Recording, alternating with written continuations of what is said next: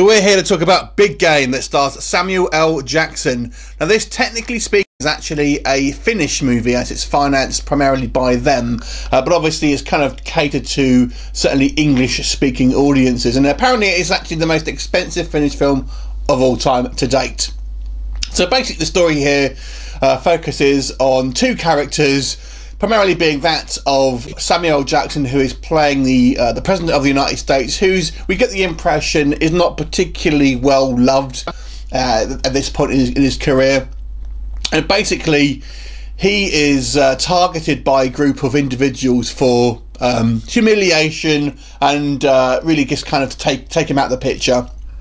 And essentially, we find there's this kind of like separatist group of kind of terrorists essentially attack Air Force One, bring them down over the kind of over Finland somewhere basically, and essentially want to hunt him like sport, hence the title Big Game. However, what they don't count on is the secondary primary character, who is this young 13-year-old boy who is basically out in the woods trying to prove his sort of manlyhood by kind of hunting some kind of animal himself, and these two sort of team up to sort of take out the bad guys, or at least try to escape with their lives. So now, this kind of may remind you a little bit about the Harrison Ford movie Air Force One, which is kind of also focuses on the kind of president in a kind of terrorist attack directly.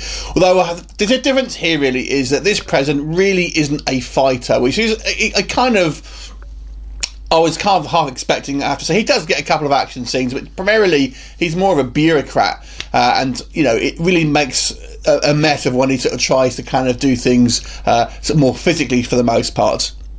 But it's kind of really the young boy here who is the kind of the more of the action leaders. He's kind of trying to sort of prove it himself to his basically his father, and obviously the president, as he is this kind of like force who can protect the president. So what's it like? This is pure cheesy action. Now, if this movie had come out in the 80s, I think it would be probably fairly well received. But these days, it just comes across as so silly and kind of cheesy that it just goes too far. I mean, some of the stuff that the two people, the president and this young boy, basically have to endure is ridiculous. I mean, it's just so over the top in regards to what a human body would potentially be able to handle and come out relatively unscathed. The bad guys' motivations are really kind of flimsy and comes across as cartoony. I mean, there is a little bit of a hint, a bit of a wider plot here. We do sort of see some kind of potential shenanigans going on back in the sort of Pentagon, but that's kind of only really touched upon and really just there for kind of to fill out the kind of the cast. Really, the majority of action sort of takes place in kind of obviously in the kind of countryside, and like I said, it is really over the top and seems quite poorly done in some aspects. The other thing I would say as well is the acting. Now, Samuel L. Jackson is obviously at this point pretty much a household name, but he really seems to be phoning it in here, and I have to say, really not his best acting. The kid does all right, I will say, but obviously a lot of this story, especially the first time we'll see him, he's actually sort of speaking in his native tongue. So I always find it difficult to kind of judge acting when they're not kind of speaking English. But he does, it's okay.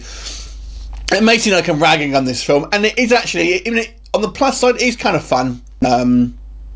In a kind of very, very sort of lowbrow, very uncomplicated, sort of simple way. If you just kind of want a kind of action film that kind of harkens back to the kind of the 80s era, or kind of maybe early 90s era, where you really didn't have to sort of put too much thought into sort of action films, and they were just kind of like these kind of impossible odds with stunts that just seems so inhumanly impossible to kind of survive, then this may be a kind of a kickback movie for you. But I think in the modern age, where unless you're some kind of superhero, I think audiences require a little bit more realism and a little bit more sort of thought behind their films. I think, you can see why this one's ended up pretty much going direct to kind of video on demand.